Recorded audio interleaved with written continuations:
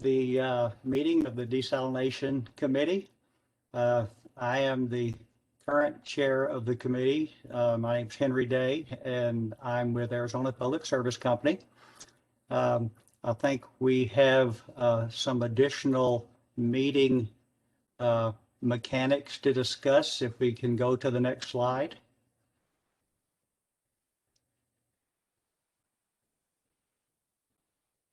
And I believe, is Kennedy gonna discuss the logistics?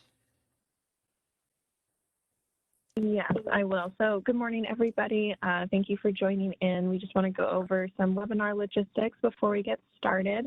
So we do ask to please state your name when speaking, and please mute yourself when you're not speaking. That helps with audio feedback. If you would like to speak, please type your name into the chat box and you will be invited to unmute and speak then. If you'd like to put a message in the chat, please make sure it's to everybody. And finally, the meeting and the chat will be recorded and posted later, probably next week. And if you're having any technical difficulties, please send a message to either the ADWR host or our help desk is available to you, and their contact information is on the screen. Thank you. That's all I have. All right. Well, let's move on to introductions. Thank you, Kennedy. I appreciate that. Some of the participants in the meeting today: Carol Ward, the Deputy Assistant Director, is on the call. John Riggins, Statewide Planning Manager at DWR. Scott Miller is the chair of the Regulatory Subcommittee and is going to be doing a presentation for us today. Also on the call is Philip Richards, who is the previous chair of the committee and the person that is responsible for all the progress that has occurred to date. And I certainly want to thank Philip for all of the great work that he did with the rest of you on this committee. So I guess let's take a look at the agenda.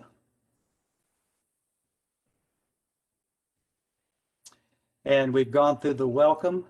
So there was a draft summary of regulatory and legal issues that was sent out to the committee, and a number of people have responded and provided comments. Scott Miller has a presentation today concerning the work being done by that subcommittee. And Scott, I'm going to turn it over to you for that portion. Thank you. Okay, sounds good, Henry. Thanks. I appreciate the opportunity, everybody. Good morning. My name is Scott Miller with Arizona Public Service. Was tasked back in, next slide, please, tasked back in actually 2019 to form this subcommittee to talk about the legal and regulatory barriers when it comes to desalination in Arizona. I always start off a presentation with this slide. It's my introductory slide, and it's of Palo Verde, and you always have to, when you're from APS, you always have to have a slide of Palo Verde and brag about it a little bit. So that's my first slide. So next slide, background information regarding the subcommittee. We were tasked to look at the legal and regulatory barriers with use of the brackish poor quality groundwater in Arizona. And sadly, we had a meeting back in October of 2019. We had another meeting scheduled for earlier in 2020, but with COVID hitting, that got postponed, and then it just got pushed.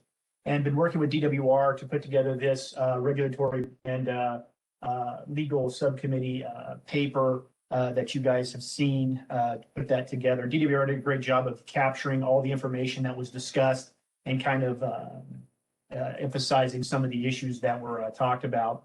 So when it comes down to the legal and the regulatory constraints specific to poor quality groundwater, we just wanted to be clear that there really is no legal or regulatory constraint or barrier that we really found.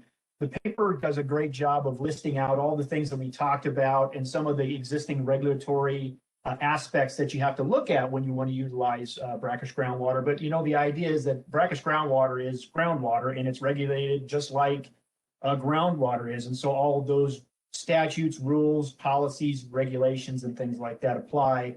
There's a couple exceptions that I'll talk about here in a second. But, to be clear, there really is no legal constraint. It's mostly just what you need to do in order to, utilize a certain supply of water.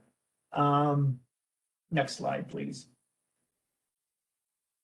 The two exceptions that I was talking about, there are a couple different ways poor quality groundwater is talked about in the Groundwater Management Act. It's not specifically defined, and that's one of the issues that we've got, is what's the definition of poor quality water? How bad does it actually have to be before it is, designated brackish water?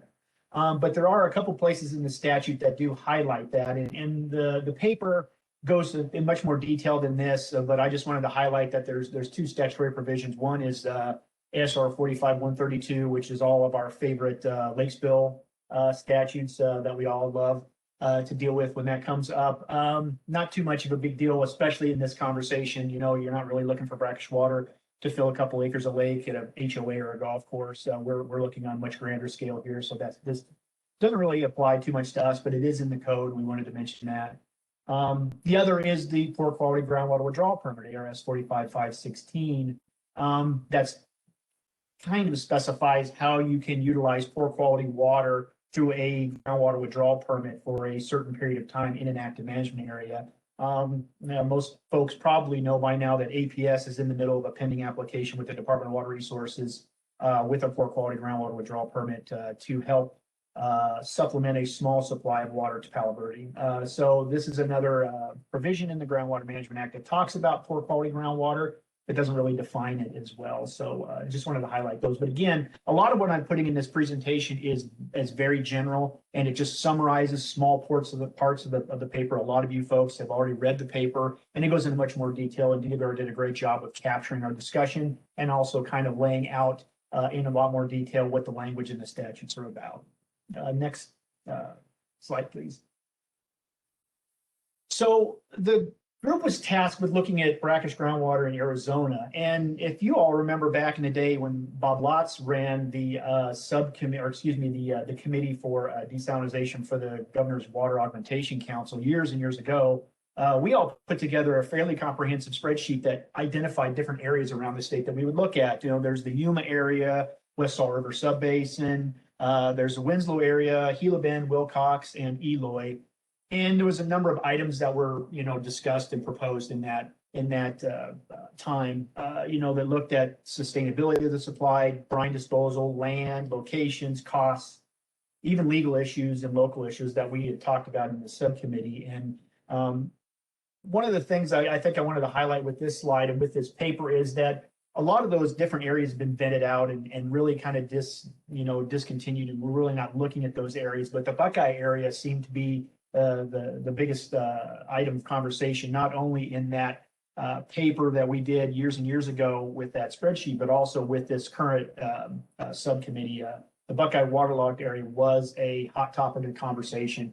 And if for those folks that may not know, it's an area out west that incorporates the Buckeye Irrigation District, the St. John's Irrigation District, and the Arlington Irrigation District that have certain exemptions for the agricultural users in that area because of the high water levels and the waterlogging conditions in that area.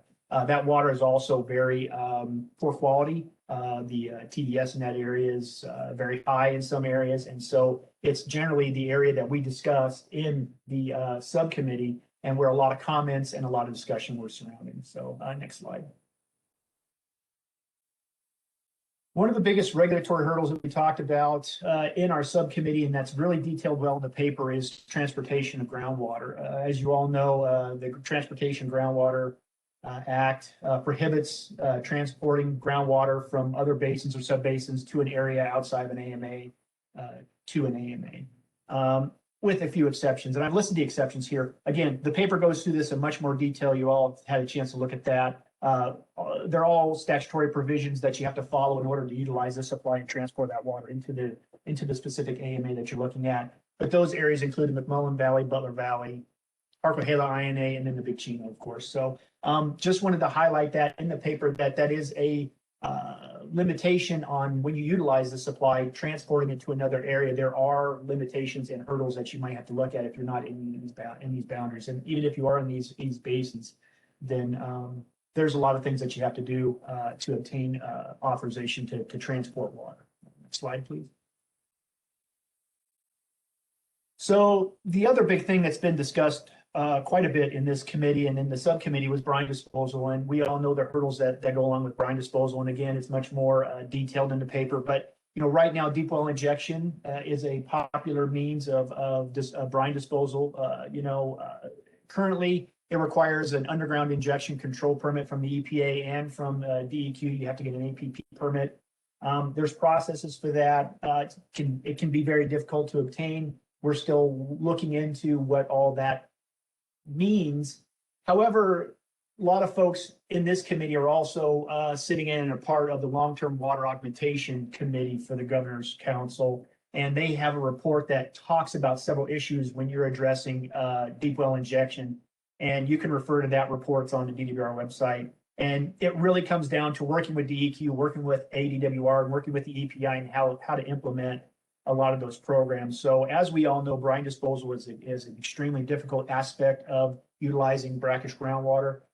And that's being addressed in a long-term water augmentation council, or excuse me, committee for the Governor's Council. Next slide, please.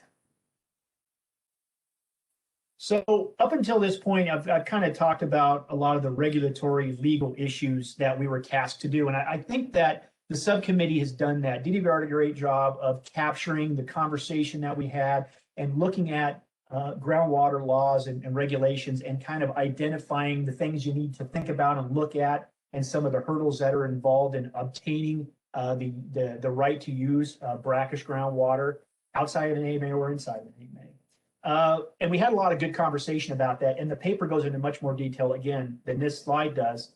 It talks about, we had discussions on what does poor quality groundwater even mean? What should we maybe define what it is? Maybe there's some regulatory aspects we could change, replenishment obligations, bringing the GRD in, finding out how they can help, looking at different incentives and things like that. And so, the subcommittee discussed these and how everybody desires a fact of utilizing this groundwater supply and expanding maybe the objections to those rules and regulations and things like that. So I think we've fulfilled our charge with identifying the legal and regulatory hurdles. But what I wanted to concentrate on today and open up for discussion, because there's a lot of folks that have a lot of comments about these topics that I'm sure we'll want to discuss those after I'm done with this presentation, just because they're the ones that are really involved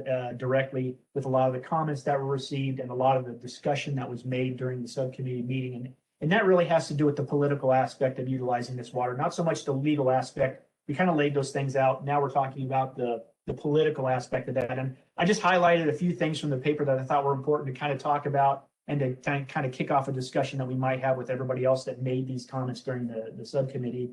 And that's really, I just highlighted these four topics. Really, it was brought up a number of times that, the Governor's Council has a few committees that are challenged with looking at a sustainable groundwater supply. And, when you look at the post-2025 AMA committee and the non-AMA groundwater committee, they're tasked with addressing challenges to sustainable groundwater management. And here we are talking about how we can open up the door to utilize more groundwater for different uses. And so it kind of goes against and conflicts with those committees' charges. Poor quality water is no less valuable than potable water. That was a big topic that was the folks were talking about. This is groundwater we're talking about. It, even though it's brackish and it's poor quality, it's still groundwater and still applies to all the regulations, but also still has the same issues involved when you're talking about utilizing the supply of groundwater. And the issue is sustainability, not what communities can take from where. One of the big comments that were made is that if water is withdrawn in large quantities in any certain areas, in excess of what is already used, will affect another's physical availability, mostly pertaining to the Assured Water Supply Program. Brackish groundwater is still groundwater and is already relied upon, especially with those designated water providers who are doing groundwater modeling and proving up physical availability. Brackish groundwater is not anything different than groundwater in the models, and it is used by those providers for their designations and for certificate holders that are applying for analyses or certificates that have proven physical availability with brackish groundwater included in their models. And then the biggest item of conversation, I believe, that I took away from the committee's discussion was that does the brackishness of this groundwater mean it is available for exploitation from anyone who would want to take it? Additional pumping in the area could lower water levels, forcing the current users to deepen their wells, creating economic hardship. And I think that's really what I think will lead off the discussion once we get into it, is because a lot of folks kind of knew the legal and regulatory hurdles that we are looking at, but really it's more down to the political idea of going into an area and taking water that others are already using and what that really means. And so without putting words into other people's mouths, now will be the time, I think, that we can really have a conversation about what folks really mean when it comes to looking at different areas of the state and taking that water. That's the last slide that I have for this. And I kind of wanted to just summarize the paper in a short way to kind of kick off a conversation that folks will want to have regarding their views of this topic, and also where they think we may need to go after this. So I think my next slide is just the question slide. So with that, I'll open up to any questions for me, or I'll throw it back to Henry to open up discussion. So thank you very much. So Scott, why don't you stay on for a minute, and let's give people an opportunity to see if there's any questions that have come up in the chat, or if anybody's said they would like to speak.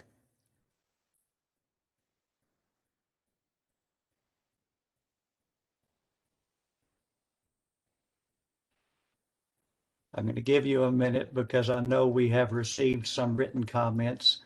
Some people may feel the written comments stand alone and don't need further conversation, but let's give you an opportunity.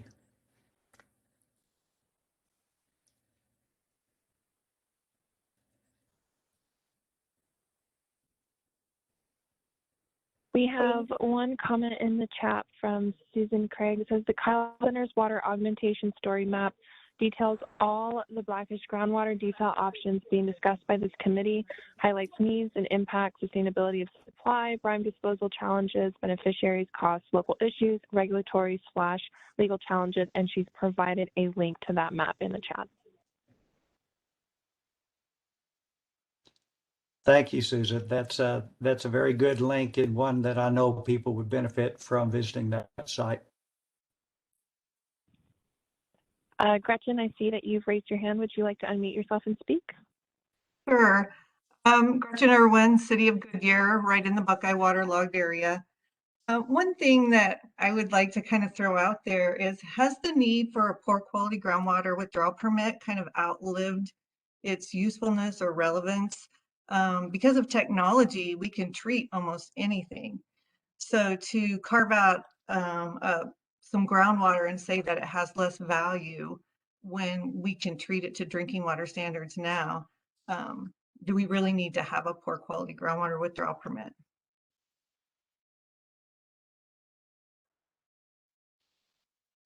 So, Scott, would you like to respond Yeah. to the question? Sure. And DWR can jump in here also. The poor quality groundwater withdrawal permit has been most utilized by folks who have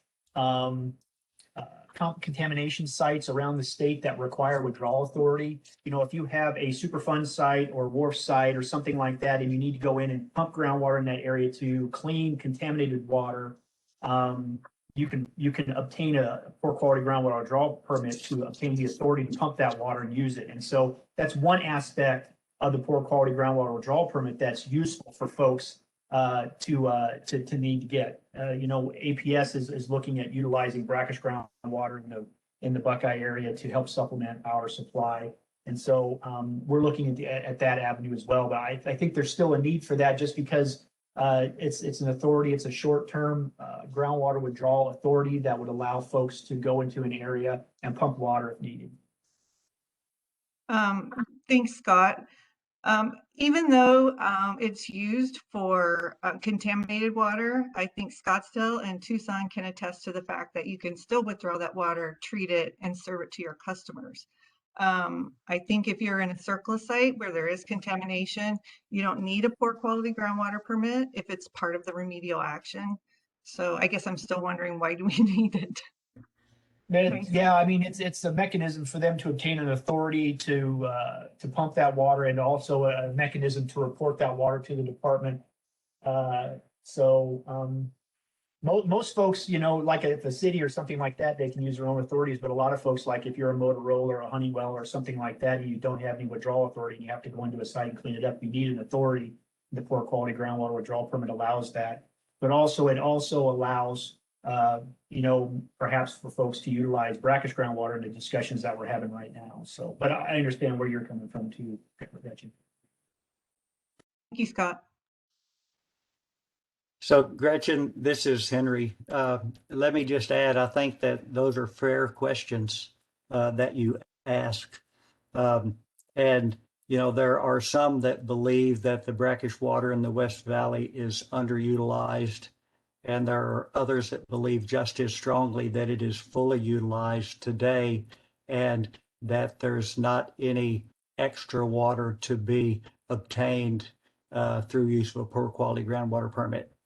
I think that there may indeed be some legal work that needs to be done to address this poor quality groundwater. And at this point, I think what I would say is, from Scott's committee's standpoint, that he's done a very good job of identifying the current status of regulatory and legal issues, and probably isn't going to be able to answer some of the water policy issues that relate to how different types of water are used around the state. And that's probably for the broader council to consider some of those issues.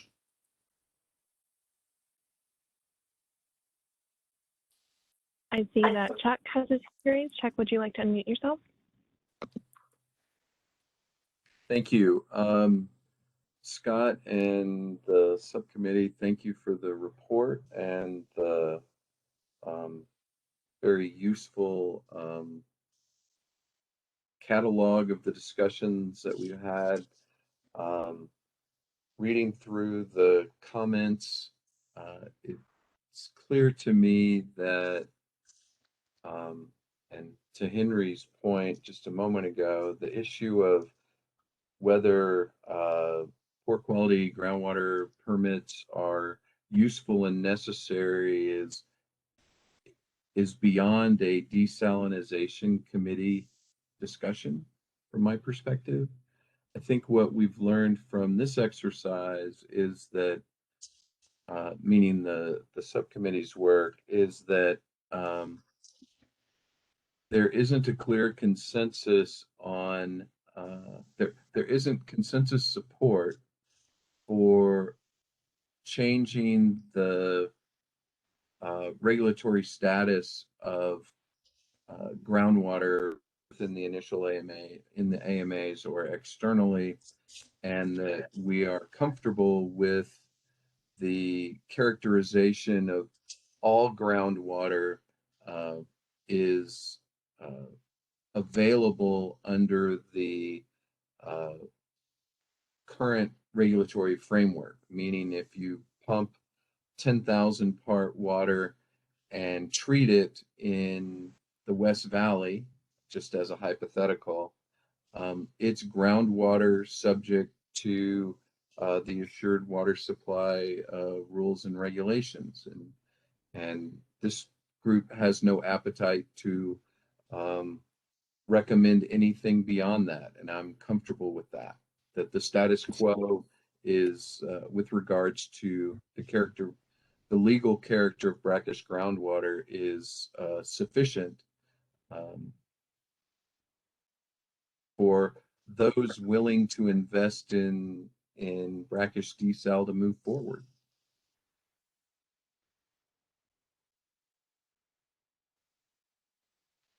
Thank you, Chuck. Do we have any other comments in the chat? We have one comment from Doug Dunham that says the main advantage of the PQW permit is that it makes it consistent with the goals for AWS.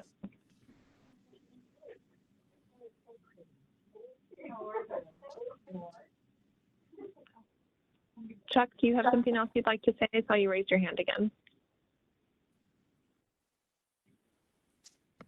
No, Okay. thank you. I just can't figure out whether my hand's up or down. I apologize for that. No worries.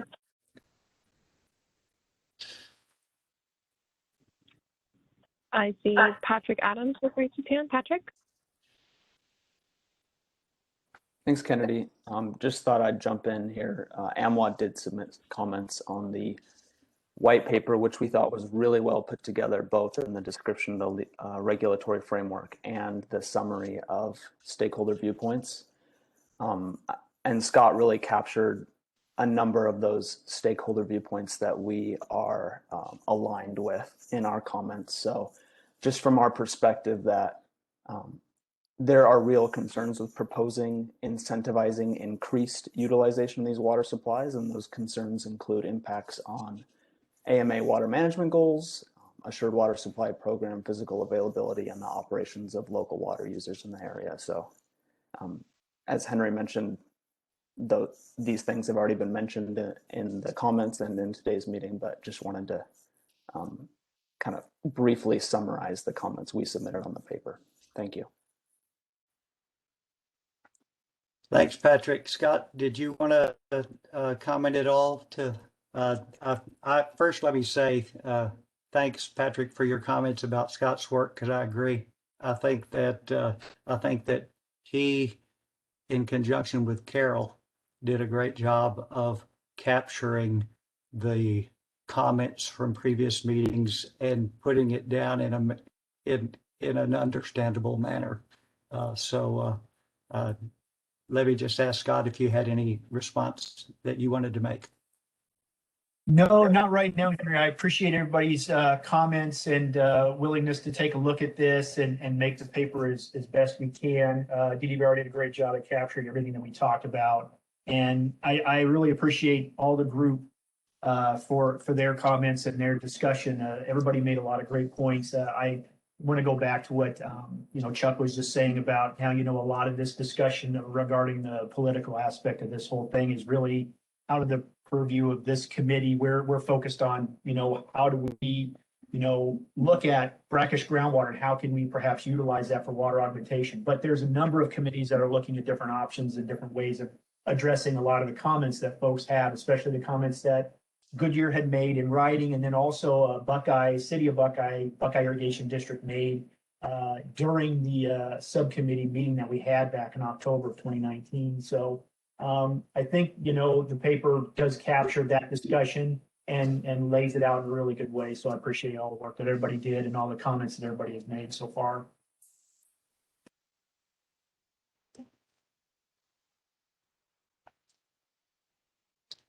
Are there any other questions in the chat? There are no questions in the chat at this time. Okay, well, Scott, I want to thank you for an excellent presentation discussion. I appreciate that. I think that in the agenda, probably the next thing for us to discuss is next steps. I will tell you that I made a brief presentation to the council last week, told them that this committee was meeting and that at the next council meeting, which is in June, sorry, I can't remember when it is, in 3 months, that we would provide a summary of this discussion and a copy of the paper the issues paper that was prepared by this committee. And so we will be doing that at the next council meeting. So are there any,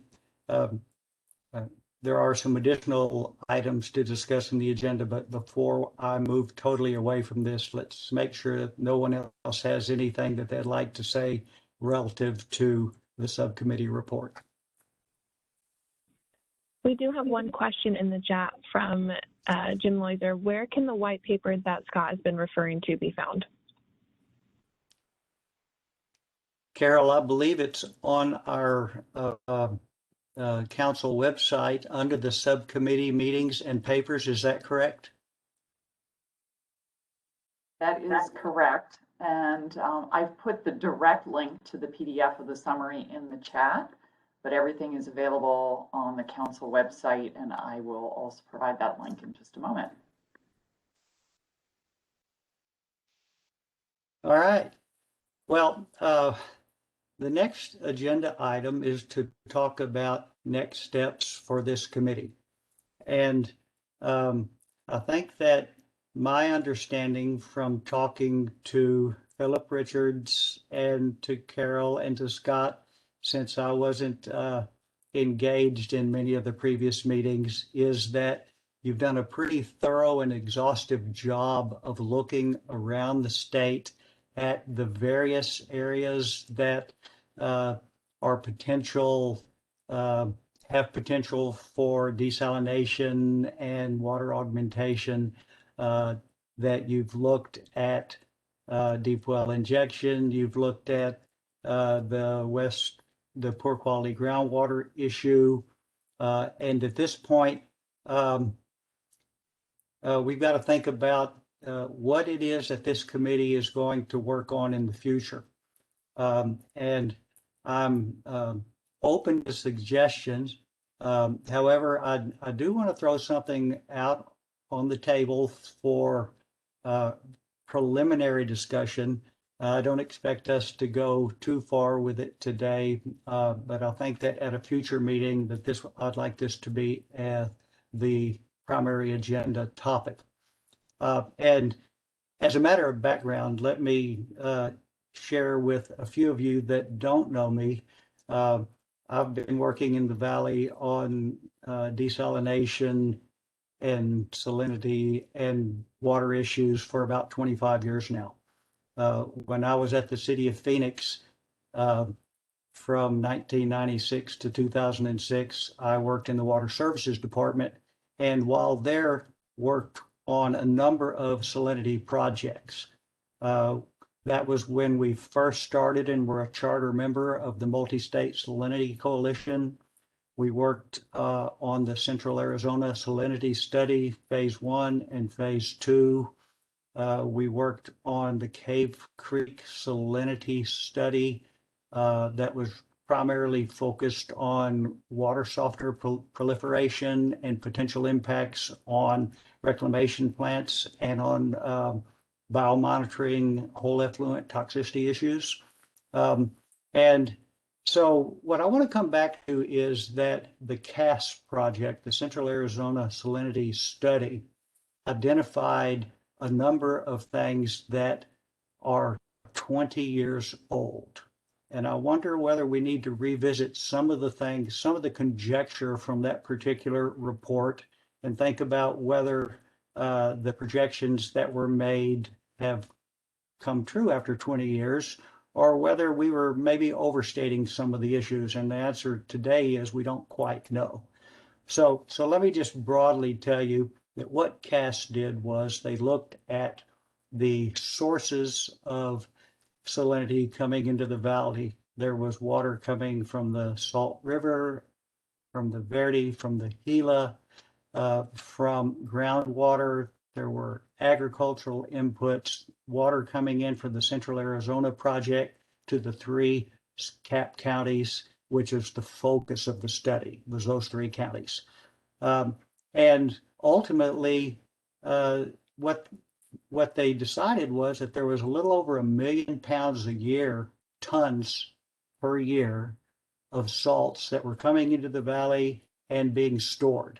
In some cases, it was in groundwater. In some cases, it was being discharged down the Salt River for agricultural purposes. In some cases, it was being sent out to Palo Verde for use as cooling water and ultimately stored in evaporation ponds. And there was a model.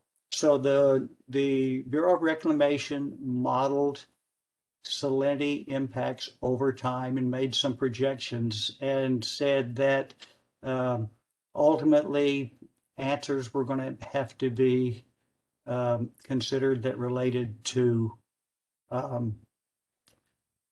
various alternatives for residuals management and disposal.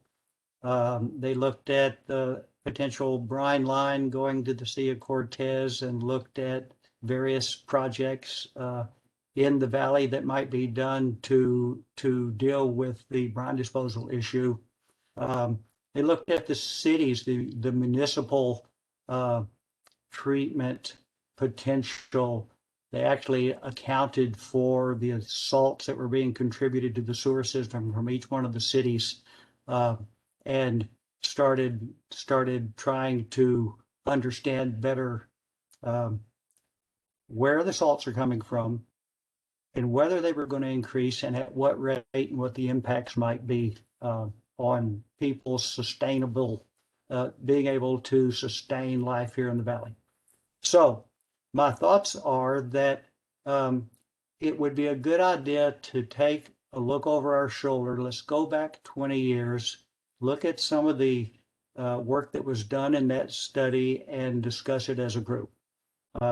Then if it looks like there's sufficient interest and desire to take this further, this committee could make a recommendation to the council that this is an area that we'd like to pursue. And that's as far as I want to take it today, but be glad to take any preliminary comments that anyone would like to make.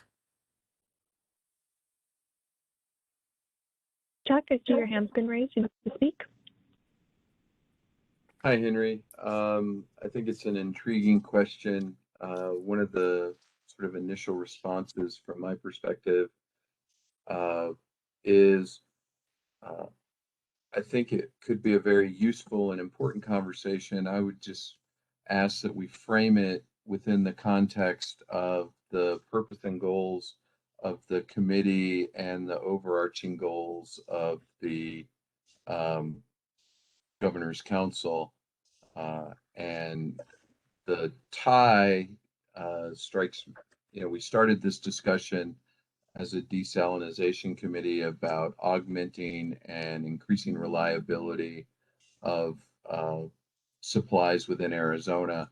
And so as we talk about the concept of looking at CAS and maybe revisiting it, how do we tie that into the rubric of sustainability of our supplies, and maybe pivoting away from augmentation into more of a sustainability discussion. Just something to think about. No, great question. And I certainly think that that's something that we need to spend some time on. I think that one of the initial responses that I would have is that as we continue to build up salt in the area, the water that we withdraw from the ground is becoming more saline and in need of greater treatment and maybe being challenged as a future supply if we just continue to degrade. Question is, what's the level of degradation? And I think that that's probably something that we can that we'd want to spend some time thinking about. But yeah, that's a great question, Chuck, and that is also why I think that if this committee addresses this issue in a separate meeting, that we want to think about whether we do make a recommendation to the council to pursue this as a project, and are we consistent with the goals of the committee? And that's an excellent question. Thank you very much. Yeah, and I want to be clear that CAP is very supportive of the exploration, particularly since we've been working in the Colorado River Basin Salinity Control Program for decades and have seen the significant improvement in the water quality of the CAP supply over what was projected to occur without the salinity control program. So I want to be clear that my questions are just about, process and consistency, not about the content. And as we learned today, people, the issue of degradation may not be as important for some people who are interested in utilizing brackish groundwater as groundwater. Yep. Colorado Basin Salinity Control Program has been an exceptionally effective organization, and I know that that all of us appreciate the efforts that they've made to reduce the salt load that comes in with CAP water. So yeah, I agree with that. Other thoughts or comments?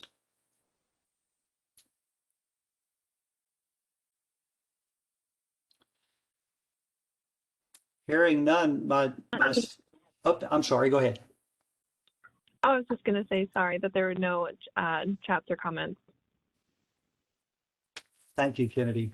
Then at this point, what I would suggest is that we schedule another meeting of the Desalination Committee, and at that meeting that we have as a topic investigation of the original Central Arizona Salinity Study project and whether this committee has a role in updating some of the work that was being done by that committee. And we would also discuss again whether it is within our charge before recommending such actions to the council.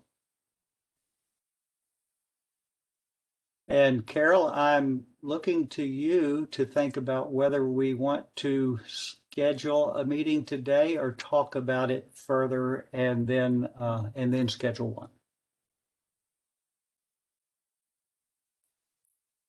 Thanks, Henry. Perhaps our time would be better spent if I look at the calendars out into the future, and John and I consider the different committees that are meeting and the council, and we kind of work with you to find a date to propose.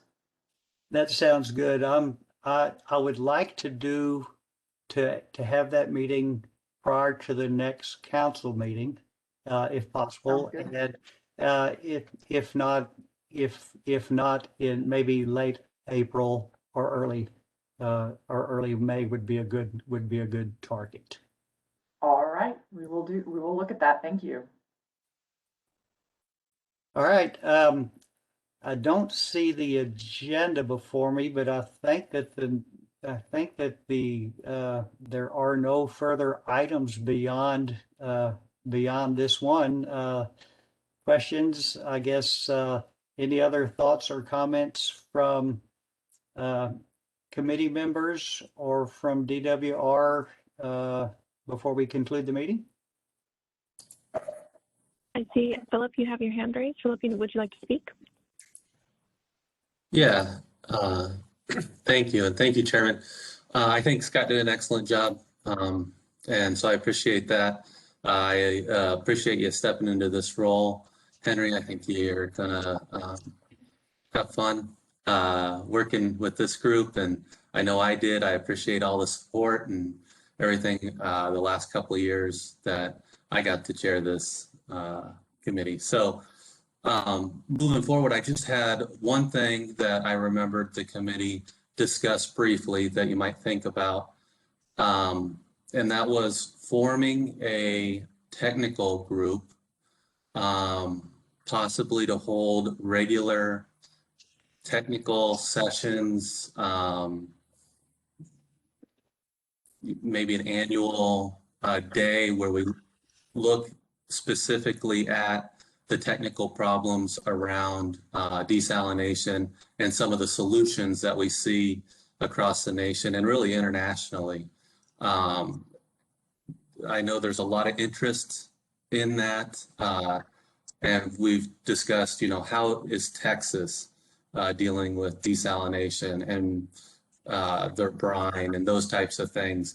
And we haven't really been able to address those in this forum, but if we had another forum, again, maybe once a year, have a technical conference or something along that line, and we got the support of this group, I think that'd be great. If we eventually set up a board, I'm sure that the president, vice president, treasurer, so on, would come out of individuals that are organizations, from our organizations.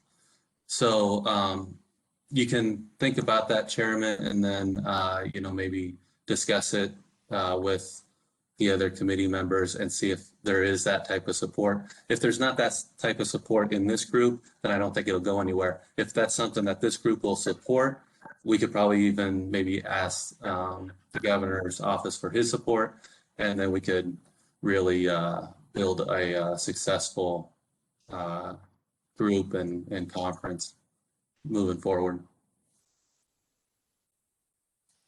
All right, Philip, thanks, and I appreciate you bringing that up. I had heard about that before, and I'm afraid I overlooked it. So thanks for reminding me.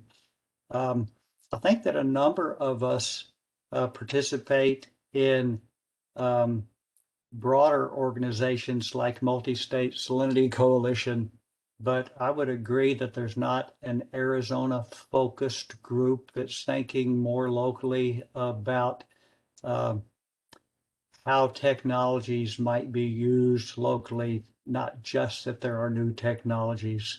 And I think that there probably will be some support among this committee to consider that. So I think that would be another agenda item to add to our next meeting of the Desalination Committee, and I appreciate you bringing that up.